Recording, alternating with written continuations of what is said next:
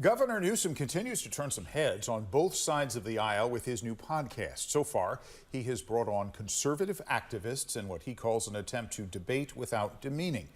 ABC 7 News political reporter Monica Madden has highlights from the new episode out just today with Steve Bannon, who many consider the intellectual architect of the MAGA movement.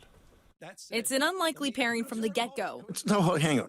Liberal and conservative firebrands talking politics. The hour-long conversation between Governor Gavin Newsom and far-right commentator Steve Bannon had expected debates on policy and a moment where Newsom let Bannon make a false claim without pushback. You know, we disagree on this, but President Trump won the 2020 election. But the two also found a few points of surprising common ground, like disdain for Elon Musk's growing power and tax breaks for the rich. We may share some commonality in terms of concern about what he's doing. But the upper bracket shouldn't get it, and even some of the corporations shouldn't get it if they're just going to do stock buybacks. At several points, Bannon even offered praise for Silicon Valley Congressman Ro Khanna, a Democrat. Of the three best economic populists in the Democratic Party, who I think are kind of on an island, one of the best is Ro Khanna. Ro's economic patriotism. There's Gavin and I on the Great Wall of China 20 years ago.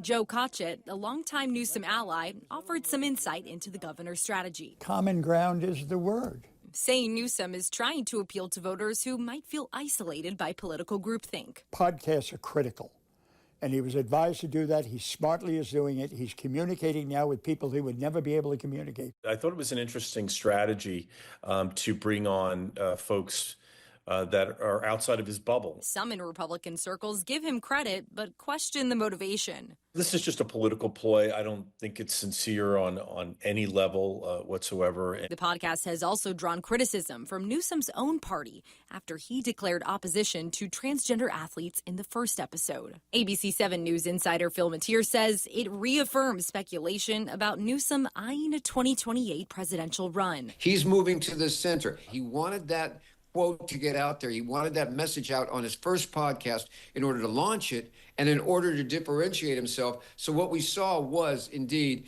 the Gavin Newsom 2025-26 going in. Monica Madden, ABC 7 News.